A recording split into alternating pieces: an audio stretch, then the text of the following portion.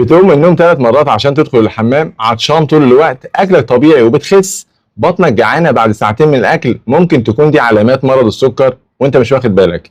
النهارده هقول لك على 10 اعراض مهمه جدا، لو لقيت منهم 2 أو 3 لازم تاخد بالك. ركز معايا للاخر لان المعلومه دي ممكن تنقذ حياتك. انا محمد ابو شنب، اخصائي تغذيه علاجيه ورياضيه، وده مجالي اللي بعيش عشانه. رسالتي اوصل لك المعلومه الصح بطريقه بسيطه وسهله من غير وجع دماغ ولا مصطلحات معقده. السكر مش مرض، هو بيجي بنغزات كده، اعراض خفيفه بتزيد واحده ورا الثانيه. يلا نبدا مع بعض واحده واحده.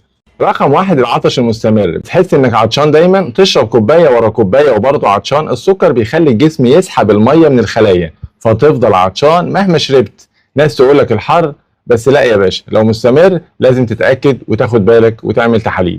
2، دخول الحمام بالليل. بتصحى من 3-4 مرات الحمام وانت نايم. طب ما كنت زمان بتنام زي القتيل. السكر بيخلي الكلى تطرد السكر عن طريق البول، وده بيخليك تدخل الحمام كانك شارب 4 لتر ميه. رقم 3، الجوع المتكرر.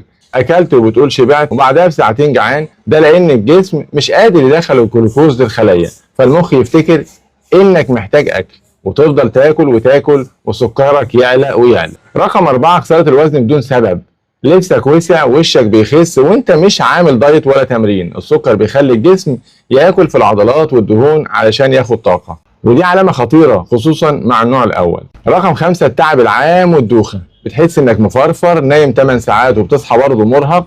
المخ والخلايا مش لاقيه طاقه، والدم كله مليان سكر مش عارف يدخل. رقم 6، جفاف الفم والريحه الكريهه. بقك دايما ناشف وريحه نفسك مش لطيفه، ده لان اللعاب بيقل والميه بتتسحب من الجسم، والكيتونات في الدم بتخلي النفس ليه ريحه مش مميزه. رقم 7، الرؤيه المشوشه او الضبابيه. حاسس انك بتغمض وتفتح ومش شايف كويس. السكر بيأثر على العدسه بتاعه العين، تفتح عينك تحس ان الدنيا مهزوزه، واللي حواليك بيقول لك غير النضاره او البس النضاره.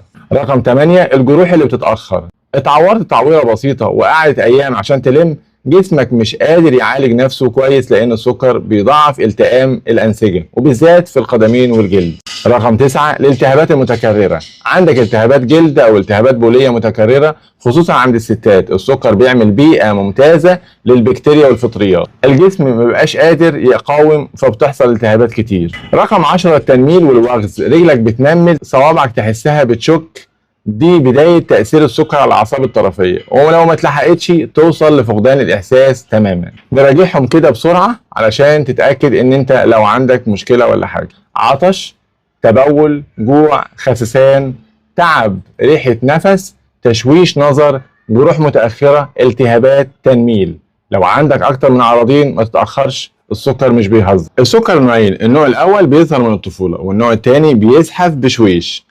ولو انت لسه في الاول تقدر توقف السكر وتتعامل معاه، وحتى لو عندك سكر عادي تقدر تعيش حياتك طبيعي بالاكل الصح والمتابعه الصح.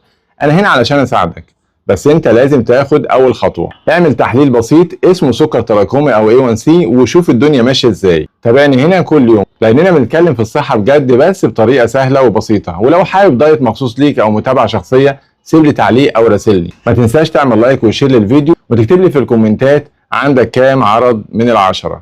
دمتم بصحة.